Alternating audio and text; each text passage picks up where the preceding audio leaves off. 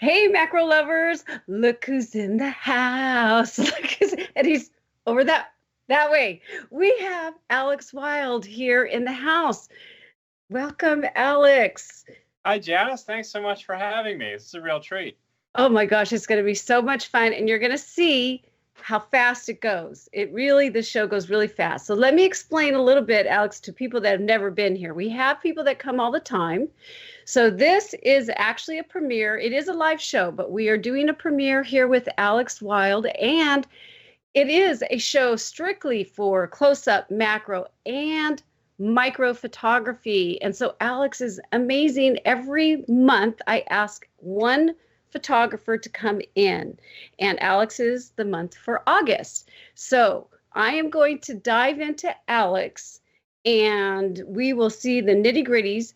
But just to let you guys know, this show is every other Thursday. And it will be with me next time, August 22nd, little old me, but you will enjoy the show. Stay all the way to the end because you're not going to believe how gorgeous and how much information you're going to get when it comes to the ants and the bees and all the stuff that you guys love to photograph that I see all the time, especially in the professional macro Facebook group. You guys are going to love this for sure. So we're going to dive into Alex. We're just going to do a really fast promo video and then really get into the nitty gritty. The Macro Chat Live Show is brought to you by SJP's membership program, a membership program for macro and landscape photographers. The membership program will work on your journey. We have monthly challenges, live calls, bonuses, and live workshops for you to attend. To see more details, head on to membership.sullivanjphotography.com. It's always funny just sitting here, me and Alex are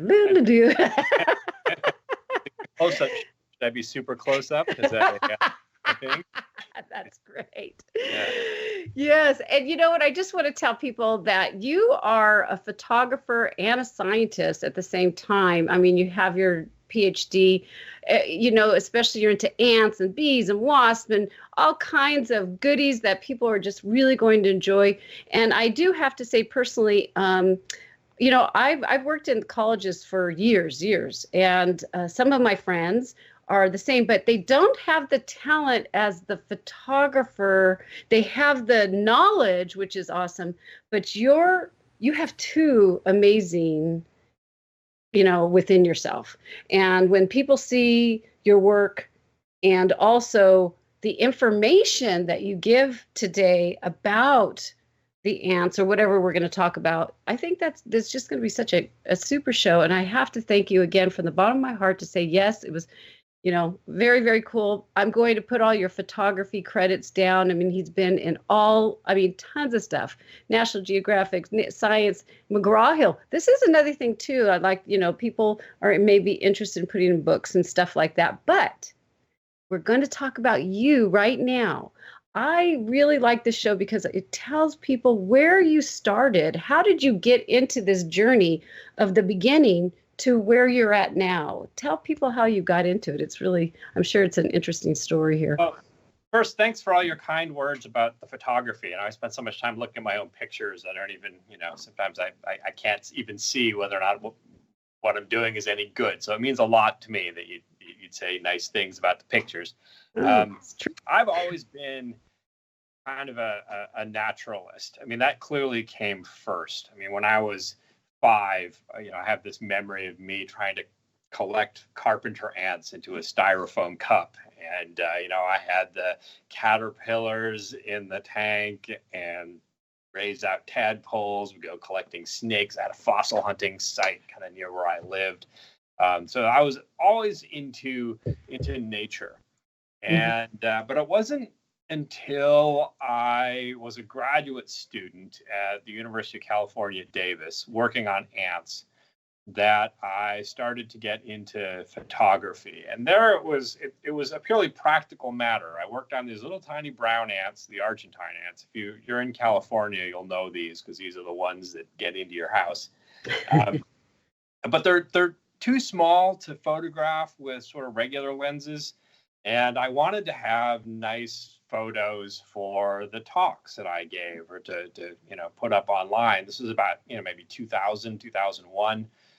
And so I splurged from the perspective of a graduate student, and I bought a Nikon Coolpix 995. Raise your hand if you had one of these.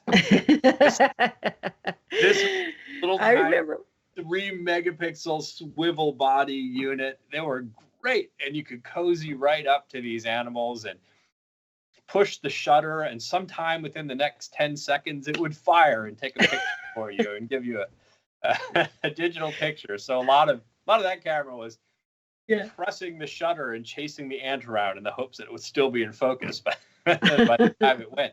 But that got really addictive. And in short order, within about a year, I just got frustrated enough with the limitations of the Coolpix, mostly with lighting, believe it or not necessarily shutter lag. It was the little onboard flash that I couldn't move around, couldn't diffuse easily. I started realizing what I needed in a camera. So then that started this self-impoverishment binge camera buying spree that eventually resulted in a photography business. But that wasn't the plan at the time. Anyway, So I was going through and getting my PhD on ant taxonomy and starting to do a photography business. And the only reason why I actually have a photo business now is kind of an accident of the timing in which I was doing this. I was just a bug nerd with photos, and the photos were pretty bad, but they were getting better.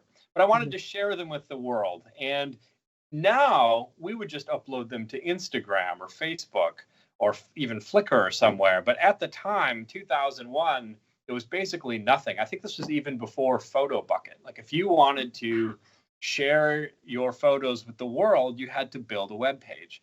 So I built myrmekos.net, which is still standing in a different form, hand-coded thousands of HTML pages and put it up. And I had no idea that there was a market for bug photos. I mean, it should have occurred to me as a reasonably smart guy that when you opened a field guide or a textbook or a nature magazine, that people were actually, getting paid to take pictures. I had no idea. I was just putting photos on the web and saying, hey, look at this cool picture of an ant. It's doing this thing. Yeah. Because I was a taxonomist, I was putting the Latin names on everything I photographed along with some notes and behavior. And it turned out that extra information was helping grab into Google's search algorithms. So photo researchers, the people whose job it is to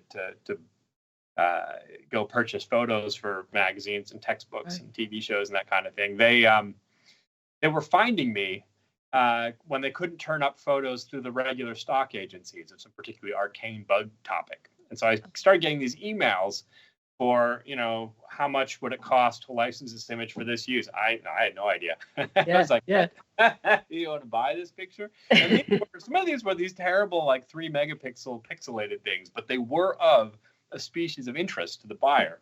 Exactly. So I had to scramble and learn how to write invoices and pay the taxes and do all that paperwork stuff that I had no idea. But I think that was mainly a thing that happened to me. I didn't realize this at the time, but building my own web page was de facto establishing a business. Nowadays, that just would have been like everyone else uploading stuff to Instagram. And I see so many fantastic photos out there on social media taken by people who aren't professionals, but could be. Right. Yeah. And so I kind of was an early adopter. And that really helped me. So there was a fair amount of luck in my timing, I think. That led to the photo business. Wow. Yeah. Well, truthfully, I mean, I get on Instagram, but I do still feel like when I do searches for the show, I still go to websites, and then that's how I found you. But I thought it was, it was so interesting to me that I'm sure you know who Harold Edgerton is, right? Oh, yeah. Do you know? Yeah. Okay, so you're different than him, but then you're the same because you're doing, you know what I'm saying? So that's what connected me with you, because he's like one of my, I just really love him. And so when I saw you, I said, oh my gosh, him having the education and the information about his subject, and he's doing this because he loves this so much, it was just so interesting to me. And I'm not lying, I don't lie, your work is absolutely gorgeous. What I want to do now is I'm going to share my screen, and we're going to talk about the images that you have now. We know your journey, how you got into it. You did talk a little bit about lighting, but I think the first thing that I'd like to know is, you have the education, but I'm curious, when you are working on a subject, everybody's seen your show, right? You could see, AD has it hooked up so we could see. Let me know kind of what's your thought process as you're photographing, and let's dive into a little bit about that. And I do have a question for you after, so let's talk about that. And if there's a specific image that you want, you just let me know and I'll just click on it and we could go from there. I'm going to flip around eventually, but. So there's kind of roughly several categories of pictures that I take. And I view photography more as a tool than anything else. Like, I'm about the subject, the insect. And so what I'm trying to do is to capture something about that insect. And that depends on the particulars. But for instance, we could stop on that spider face right there. Sure. Let me go to, Yeah, the mosquito one, the bee one, these will do too. These are all sort of face portraits. So I'll do a face portrait. Okay. So you get these close-in face portrait ones, and what I'm trying to do there is magnify well beyond what people normally see with their own eyes. And sit down near the bottom there. Oh, do you want me to go down farther? I just love this one because you got all the pollen. That's amazing. One. Oh, the bee one, that's good too. Yeah. So you would normally not really be able to see this level of detail when looking at a bug, and most people don't see things at that level. And so there's a certain amount of just, whoa, that thing looks like an alien. Like, what is even going on with that? Mm-hmm. That I like to capture with the face portraits. There are other images. We could go to one of the. Let me see if I go down here. Yeah, it's kind of like the white background ones. Like ones. You like this one? Actually, that one will work. There are other ones where I'm basically about the behavior, like a species does something as part of its life cycle that is worthy of illustration. So there's very much, the mosquito feeding, or the bee collecting pollen. Oh, so okay. I saw that. Catch the essence of something about the behavior.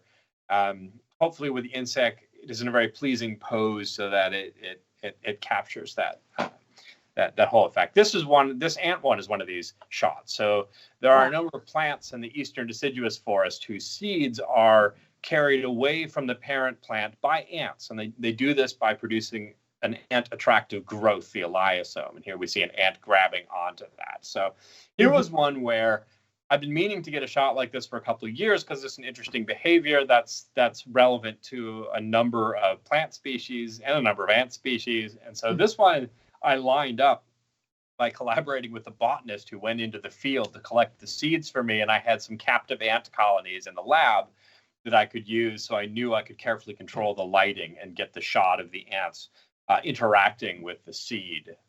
Trying for pretty much how it would look in nature, but the studio allows for a bit more reliability in some respects. Right. Yeah. And I've seen we are going to show your other, I have articles and some stuff on how you shoot too. This one's absolutely gorgeous. Did you do this also in the studio? Obviously, probably. Yeah, this one was not intended to be an art shot. It turned out that way. Like the reflection, kind of a bonus. I see a lot of these ones around today. A lot of people are doing these reflected on glass ones, and I would like to say that this was probably the first one. People, once this came out, a bunch of people started copying this technique and doing to be honest, a lot better in some regards than I had done with this. Like there's other photographers who do a ton of this, not exclusively, but a lot of these. I haven't done too many since this initial one. But so what I was trying to illustrate, if you see on the bottom of the head of that ant, it's got some especially long, more sort of golden hairs that come down. That is a structure called a semaphore. It's actually spelled with a P, P-S, so semaphore. That is a basket for carrying sand. It's a structure that's only found in desert ants around the world in different lineages. So multiple independent ants have re-evolved this structure by lengthening hairs on the underside of the head, and it helps them carry loose sand. Like in wet areas, the soil is really moist and ants can clump stuff up so it sticks, and so they don't need to have these special baskets. But in dry areas, the ants need the basket, so they grow this. They have these hairs on the bottom of the head. But I want to photograph that. And photographing insect hairs can be tricky. On light backgrounds, the hairs will disappear. If you light from the front, you get a bit of glare. I found that backlighting is the best way to illustrate hairs. And so I wanted the darkest background I could find. And so I wanted a substrate that just let light fall away. So what I did was I thought, well, if I have a piece of glass, I can elevate that so that when the flash goes off, the light will just fall all the way through the scene. And I've got a black tablecloth, 6 inches underneath it that's going to absorb a lot of the light. I'm not going to get much bounce back. Like if you were to put the ant on a piece of black paper and photograph it, you're going to see gray, like that light's going to bounce off. So I wanted black, black, black all around. So I had these ants in these little petri dishes set up on a piece of glass. I had Windexed that thing, 'cause dust. I mean, you have no appreciation for how much dust there is floating until you put a piece of glass out and you realize you can see them drift down and land. So it was constant like Windexing and bottle blowing the top of the glass, keeping an ant underneath a petri dish, and then having these 2 backlighting strobes diffused, and then one overhead, and then just shooting the ant as it ran around until I got enough that were focused in the right place. Wow. And so you can see the semaphore, but some of the shots turned out so nice. I was like, whoa, this is something. It is. Shot. It was supposed to be an illustrative shot of the structure. I love it. Yeah. And I'm a desert shooter. So this really has clung to me, and I will totally be paying attention to that. Oh, I'm sure you've seen these ants too. Like if you I have, but I never knew. knew. Borrego or the Southern California desert, that species is like it's the ant. Yeah. Oh my gosh, that's so cool. I can't wait to tell the hubby, because we go to Anza all the time. I mean, we're all over. Can I just bring this up? Because this told me was like, wow, whose finger is that? Oh, mine. You don't subject other people to these. Wow. How'd you do this? How'd you shoot this? Well, see, this one, everyone's like, well, this is actually a really easy shot to take, because the whole purpose of that ant, the existence of that ant, is to inflict pain on vertebrates. These are soldier army ants. Colonies of these ants, they might have 1 million individuals. Most of them don't look like this at all. Most of them look like sort of more normal ants. And those other ants are out there catching food and taking care of the larvae and running around. But each colony has a few thousand of these big white-headed sort of mammoth tusk mandibles. And these ants are useless for most things. They can't carry anything with those ice picks. They can't kill prey. The only thing they can do is use them like fish hooks to grab into big animals like us. And then once they are anchored, and here's the part you might not realize about this picture, the pain is not coming from the mandibles. Those mandibles are not in deep enough. The thing about the mandibles is now I can't pull the ant off, and the ant has a stinger on the other end. So it's actually stinging me with its butt end. And I see it. Hooks. The whole purpose of those soldier army ants is to chase away birds that are trying to steal food from their army ant raiding columns, or chase away photographers that have gotten too nosy. So anyway, this is what this ant wants to do. It was born to bite your finger and sit there very photogenically while we arrange the flash in just the right position. And oh my gosh! Now, did you take it? You arranged the flash. What'd you do? Put it on your finger and then just went? I dipped my finger down, picked up an ant that was happy to bite me, and just kind of lined everything up using a lens with a pretty close focus distance. I mean, if you have I have a shot of an African equivalent of this biting, and it's biting my friend Corey Moreau, an ant biologist at Cornell University. Occasionally I'll get someone who volunteers for sting substrate duty, but most of the time it's me. Oh my gosh! Kudos to you. And what's awesome is you got the eyes, and did you? I mean, it's just like wow for you to go through that and shoot at the same time. Well, this is an easy shot because the ant is still. Like most insects are running around like mad. So it's that trying to get a decent shot while the background's all over the place and the subject's running in and out of the frame of focus. Like if I can get an ant to sit still, like forget about the pain. It's the joy of getting a subject that's totally still. Yeah, that's true. Because I've actually tried to shoot ants, and they're so fast. And we will talk about your equipment, which is really awesome. I do see. Let me see something. You have something here. Mm-hmm. You give everybody information on photo techniques, on camera flash diffusion, what you've done here, which is great. So this is part, and see, I love that you have shared this. So I definitely want to share this to people. Look at this. This is really cool. You've made this yourself when you're out there photographing, doing this kind of stuff. How'd you do that? Is it just like a... Well, I teach these photo workshops called Bug Shot with some other photographers like John Abbott and Thomas Shahan, Janae Johnson, Peter Naskrecki.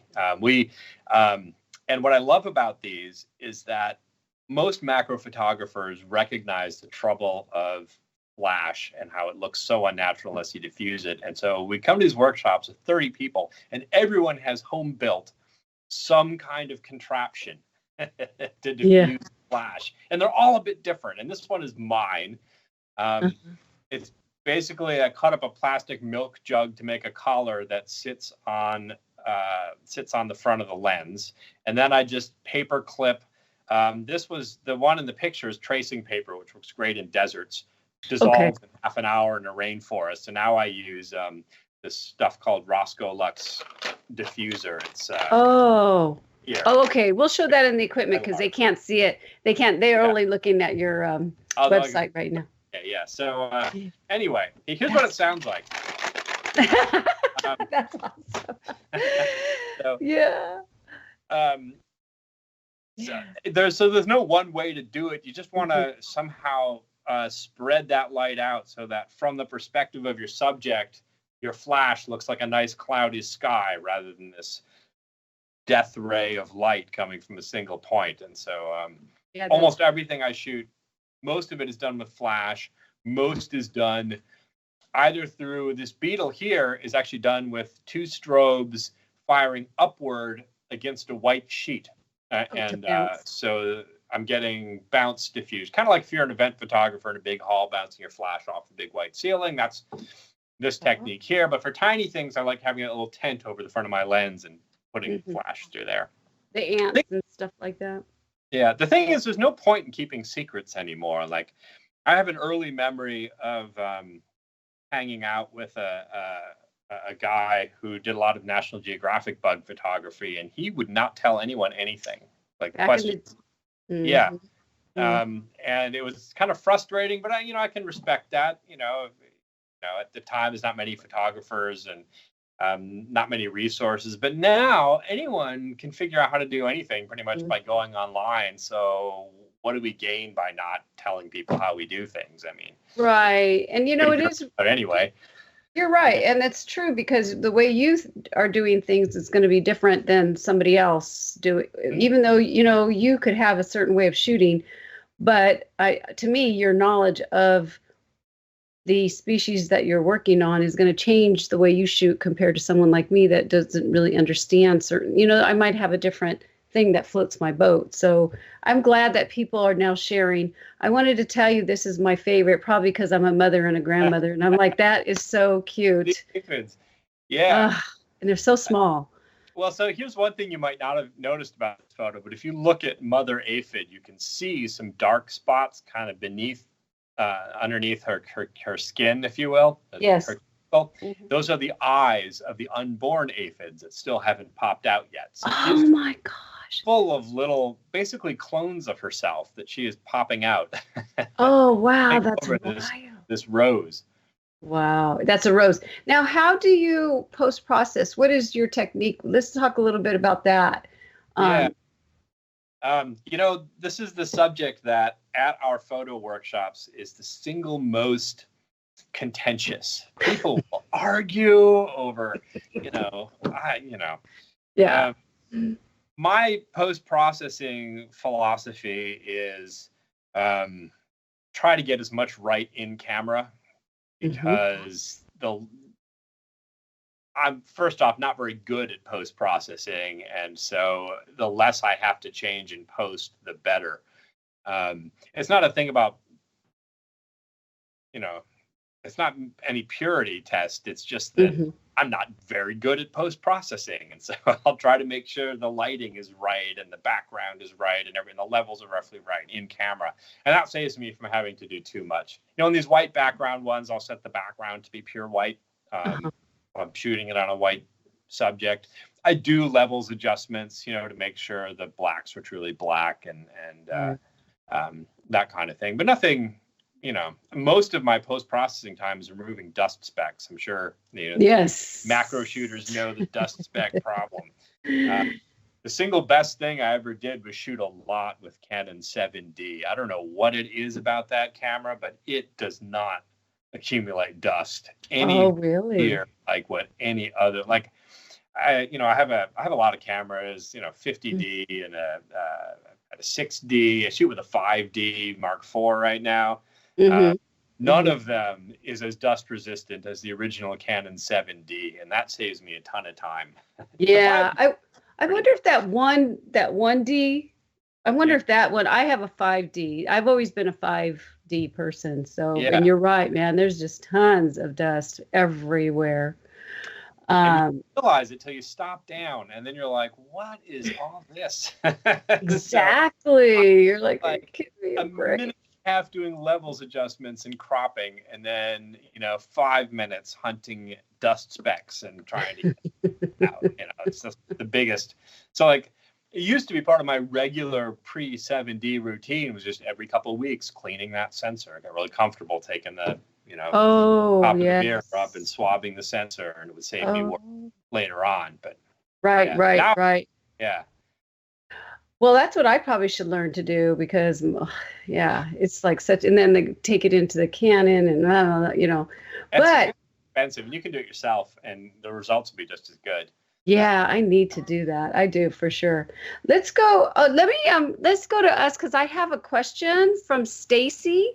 And so Stacey says, I just started doing super macro photos, and I'm using I don't even know how to say it. So it's Mitakon, Mikaton. It's a 20, and then I'll just put it down below, but it's a 20 millimeter f2 4.5 super macro lens.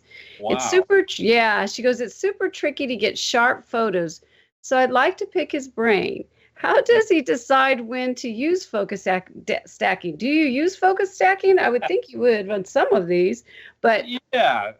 So that's the trade-off. I mean, the reason why a lot of scientists still use scanning electron microscope images, those like black and white, super crisp, otherworldly images made with electron microscopes. I mean, these are like $100,000 units, is because the wavelength of electrons is much smaller than the wavelength of photons, so they can capture much more information. Photons have these nice big wavelengths that just aren't very precise.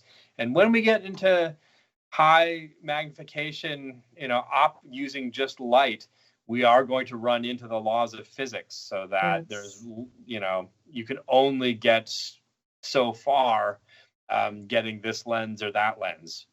Light has big wavelengths, and so we're limited by that. And we get into diffraction issues. Yes. Regardless of your equipment, shooting really tiny things is going to be soft. And so you can open up as wide as you can and just trade off the depth of field. But to me, the focus stacking question is primarily one of motion.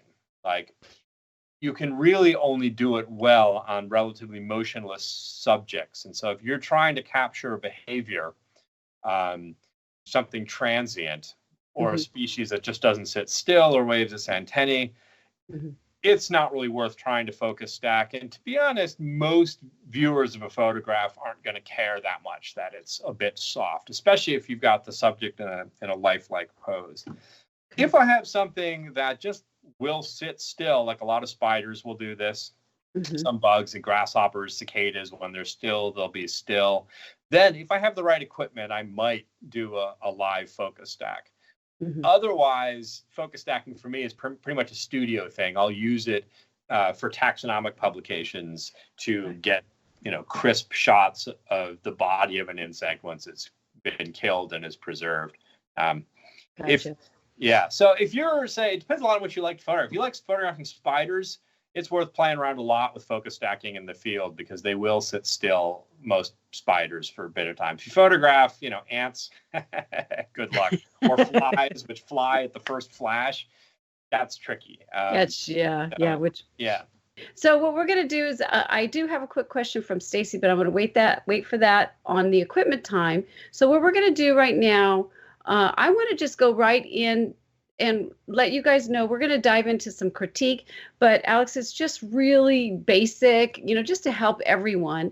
And if you guys are interested, then you could go to the Facebook group. It's down below, the link down below, if you want to put your images out, or you can go to sullivanjphotography.com. Macro Live is here, and add questions and images for the show, which is really cool, because we actually work just giving the feedback for everyone. When there's one question, there's tons of questions. So what I'm going to do is I will get things ready, and we will, let me see, I got to move things around, Alex, and then we will get to the first image, which will be a lot.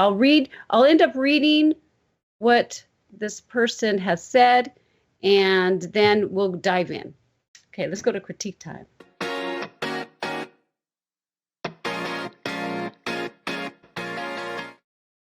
Okay, so this first image, and I'm sorry if I say your name wrong, Gennadij. I met this caterpillar while walking in a pine forest near Kyiv, Ukraine. The moth of this species is rather dull. The contrast of their caterpillar covered with dense, beautiful yellow fur.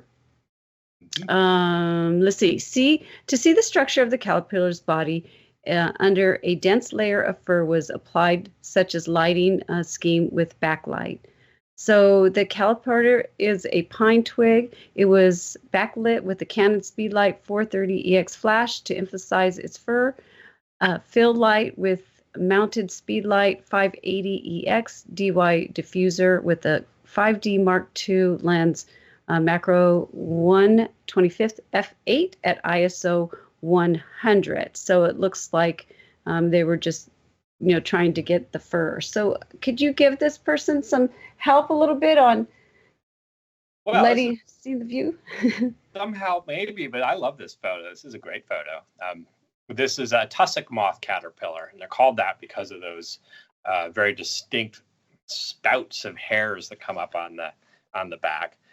And this is very similar to how I would have shot this, because that, as I mentioned with the black ant, backlighting for insect hairs is really how you see their structure and the differences in their shape. I think the exposure is great. If I had to offer, and I also like the curve in the stick, it makes a much more interesting image to have the sort of lines in there. If I had to offer just one critique of that, and that is the position of the backlighting is slightly low, so that it's also hitting the bottom of the stick. and that makes the light come at it from a slightly unnatural angle. I would have tried to get the backlighting up a little bit higher than that, just to light up the top rather than the bottom of the stick. I don't know if that makes sense. But yeah, it totally makes sense. That's a minor point. I mean, I really like this image. Yeah. No, that's a really good tip. To kind of emulate, say, if it was from the sun coming through. And I think too, I like that because see how the light's really showing this? I think it would show even more over here if the person had the light, like you're saying. But yeah, I love this too. Look at that. This is what I love, seeing stuff up and close and personal like that. And look at how sharp it is right in here. It's really beautiful. So that's perfect. And that's going to help a lot of people too. Yeah, backlighting bug. Not enough people backlight. Not enough people do silhouettes either. I mean, insects have such interesting shapes, and silhouetting really brings that out. I think that's a sort of an underappreciated area for macro. Yeah, great tip. Yeah, I love that. Love it. This way we could do, give people to try to do different things. This is perfect. Okay, so this one, Elise. She's just a brand new macro person. She's just brand new and she just wanted to practice. She says for her likes and dislikes, I didn't have a flash yet, and that would have probably improved the shot, but I love the shine and reflection and the color of the fly and the bokeh. So do you have any tips for her? Yeah, so I love this image too because of the softness of the background. I just love this kind of out of focus. I'm guessing that's a succulent plant or something. Yeah, it looks like it. Yeah. There is, and the natural lighting, you're not going to get, you could use flash for this. You certainly could. And you'd get depth of field, but the natural lighting really plays well with the surface of the fly. And if you start using flash, unless that flash is super, super well diffused, you're not quite going to get that same quality out of the image. And so I do really like this. I will, however, make two critiques. One is sort of like the cardinal rule of bug photography, and that is focus on the eye. Like I feel the focal plane has gone a bit behind, so you're hitting the abdomen, so you get to see all those lovely attachment points of the hairs, but we're missing the eye, and that's kind of the focus here. So if I were to try redoing this shot, I'd back it up just, quarter of a millimeter to get the top of that eye in focus. And yeah, you'd lose the abdomen and maybe a bit of the wing, but you'd also get the hairs on the top of the thorax, which would be nice. So fix the focus a bit.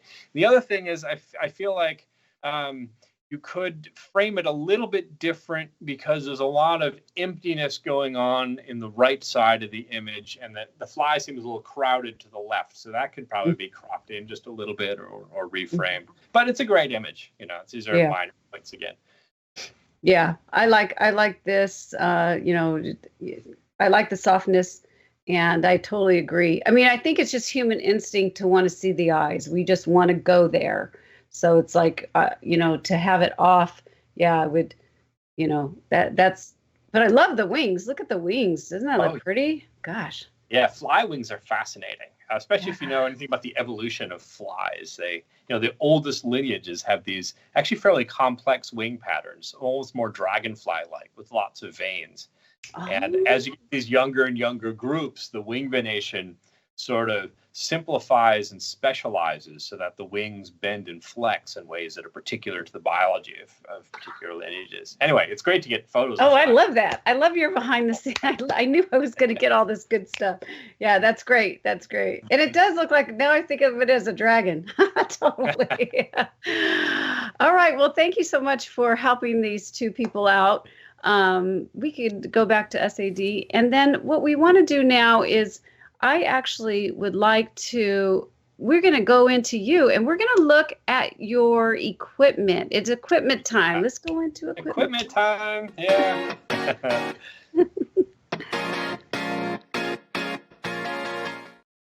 It's all about sharing what you like. And let me get that question real quick too, so you could think about it. Where are you, Stacey? Yeah. Stacey had it. She says, what type of light setup and lens choice does he use? So this will be perfect for her. Yeah. So you can't show me at all, even though you've got my image here. or is there? Yes. AD showing you. You could see us to the right. Yep. See this bug-like thing? Oh, that's great. This is the Quang-Ren macro twin light. You might happen across this lens while trying to find a less expensive alternative to the Nikon or Canon like $800 macro twin flashes. And this is actually a way better flash than the more expensive ones. It's kind of, I mean, the build quality is crappy and they can fall apart and every fifth unit doesn't work very well. But the design is actually very good. It's got these flexible arms that can really stretch way out so you can backlight to get those caterpillar hairs. Yes. You can put them, you get these two lights, you can put them nearly anywhere. It's got this focus light right here to help focus, or in the field as a biologist, I will use this as my main flashlight sometimes because it's so so bright. Mm-hmm. So I really like this macro twin flash. It's like I say, it's the build quality is not as good as the expensive ones, but it is fundamentally a better design. So there's that. I do also have the standard speed lights that I operate off camera all the time. Like I'll have little backlights, like I'll wedge just flash into the crotch of a tree somewhere over there to get a bit of field back if I need to. I very rarely am shooting with a flash, a speed light in the shoe forward. It's almost always some kind of flexible arrangement to allow me to move the flash for the particulars of the scene. Right. So anyway, I love this flash. I spend a lot of time. And the other thing, of course, is the diffuser. This is Roscoe Lux Tough White Diffusion. It's like $6 to get a sheet of it. And I use it for diffusers and substrates. And so here I've got it's basically a double layer. Perfect. Yeah. So that these flashes turn into what looks like, from the perspective of a bug, a nice cloudy day rather than these, evil death rays coming down from the. Oh, that's perfect. I love that. Now you just tape that with paint tape? Is that what that blue stuff is? I use that all the time. Lab tape, but I'll cobble together various different things. I just made a little ring around the front of this MPE lens. It took me about a minute to just slap this thing together. Perfect. It doesn't matter. I mean, it makes the biggest difference in image quality. You can, you spend $10,000 on all this other stuff and lenses and stuff. The thing that makes the single biggest difference is this, 30 cents worth of diffusion paper and tape. Wow. And everyone, just so you know, we are going to put his equipment down below so you guys can check that out after the show for sure. Now, what lens is your favorite? What is the favorite lens? You've talked about your cameras. Yeah, my favorite lens for ants, and also useful for things like beetles, small beetles and mites and little tiny things, is Canon's MPE 65mm 1:5x. And this is a film era lens. It was designed in the 1990s, and Canon hasn't changed it hardly at all. For the time it's been out, but it basically allows you to carry a microscope around in the field.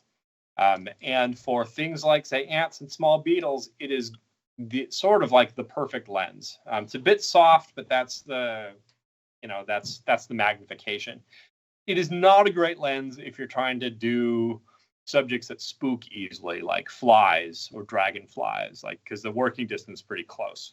So I use something like 100mm macro, or sometimes I'll use a 200mm telephoto on extension tubes if I need to be farther back for things. But most of the time, since I'm shooting tiny things, it's Canon's MPE lens. Now there are alternatives. There's Venus Laowa has a 2.5 to 5x that can do something similar, and I've seen some good results out of that as well.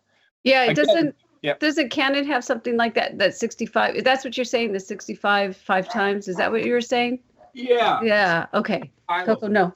Here, this is the University of Texas imaging room here, but so this is the MPE lens. Oh yeah, that's it. I think I want that. I was telling my husband about that. I'm like, I love that lens. It is. Yes. So here, I'm going to scroll it right out. It's optically very similar to those old bellows systems. We had a rounded lens on a bellows, except it's just made easier. And you can see that it has a little tiny front element there. See that? Yep. Mm-hmm. And that means that when you put a tiny bug in front of that, it's proportionally quite a lot bigger than it would be. than if you, here, take a standard lens, compare these two. Yes, The little Thorn element is going to magnify that subject quite a lot more. And so you take that, you put it on this long extension, which is what this tube is, and you can, project a 5 millimeter long bug as 25 millimeters on your sensor. So that's some substantial magnification. That's great, though. And I didn't think about that, because one of the things that I have 100 millimeter with the 25 extension tube, and it's, to me, when you're trying to get ants, it's still not that. It's just like I'm just not getting what I want. It's not tucked in close enough. You really need. You could. What I would do if you didn't want to buy one of those is to take like a 35 millimeter lens or 50 millimeter lens, reverse mount it on extension tubes. You lose all the electrical contacts, but you will get that magnification. I see. But it's just easier to get something like the MPE lens. And now Venus Laowa has this, sort of off-brand lens for about half the price. That seems decent. Oh, okay. All right. Yeah. That sounds great. All right. Any other fun things that you would like to share with you've done? It's been amazing with your equipment. So one thing that people who are interested in shooting bugs should know is that research laboratories at universities love having good photos of their bugs, even if they themselves aren't very good at photography. Mm-hmm. And sometimes you can get great photos of really interesting systems, great stories, by working with local universities that have an entomology lab. So you might not yourself, as a general macro photographer, know too much about, say, parasitoid wasps or something, but you can find some local scientists who aren't very good with cameras, who'll give you access to these systems. And those are the systems that often end up in textbooks and magazines and that kind of thing. So you can kind of get in with people who know the system. Right. That's a great tip. That's a really great tip, because if they love it, then they can't afford the equipment. At least you can go and work with somebody to do that. Well, that's a really good tip. And they'll have maybe lab cultures of these really hard to find otherwise organisms, or Mm-hmm. Oh, I love that. That's an awesome tip. I might have to hit up the university I used to work for, because that's one of the things I do miss. I used to have one of the professors this is back in the days though, and he also was like, can you do a couple shots? I'm trying to present and I'm just not really. And so I did. It was all, we couldn't print those at the time, but it was really fun. And I just had such a blast. When I was younger, I was totally into microscopes and all that. So I love that tip. And everybody out there, go and check out the universities, and who knows. I want to share before, because it's already getting towards the end. I told you how fast this goes. This is crazy. So let me get into you have workshops. Let's share the screen, AD, and then we'll go into the workshops and a little bit. And you let me know, what are you up to now? Are you shooting new things? Are you working? You're so busy. Look at this. Yeah. I found this. This is great. Yeah. So we have this group called Bugshot, which we started in 2011. Me, Thomas Shahan, who does jumping spiders, and John Abbott, who does dragonflies mostly. We did this workshop in St. Louis for about 40 people, and it turned out great. It was like a 3-day stay on site, and we're like, that's great. I wonder, if people would come to another one. And so we did one in Florida, and what surprised us is a lot of the same people came back. We're like, what, did we do a terrible job teaching you or something? Like, they just enjoyed it. And now they're like, and so where are we going next? And so these workshops have accidentally become kind of a bug photography touring company. And so we're going to Ecuador in a couple weeks. Last year, the group went to Mozambique. So there's usually one in the United States and one somewhere abroad. So I know that next year's is going to be in Brazil, and I can't remember where the domestic one is. But anyway, they're the Bugshot workshops, and they're tremendous fun. And it's mostly just connecting with this community of people who love bug photography. Mm-hmm. Mm-hmm. Yeah, and it looks like this one's already sold out. I see. Yeah, we're all out all the way. They usually.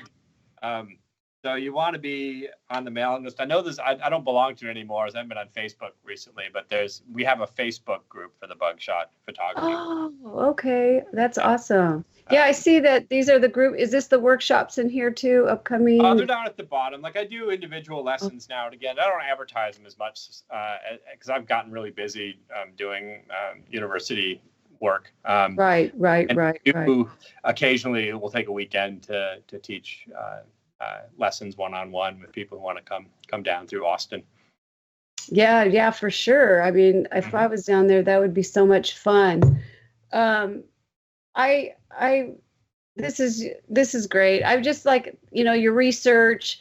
I just wanted to tell everybody, you got to check out his information, and he gives you all these tips on how to shoot. This is the one that I went to before. Look at this, photo techniques, working with ant posts. He's given you so much information. Thank you so much for doing that for people. I'm going to definitely put all these links down below. Yeah. I just love it. So what is your next thing that you're doing? Is there all the workshop? Because I saw that one workshop is actually closed. Is there one coming up soon that people could join? So Ecuador, that sold out ages ago. And so that's sort of middle to end of August. That one's coming up. And then I can't remember where the domestic one is. It going to be in Florida next year, maybe. I don't know if we've formally announced that one yet.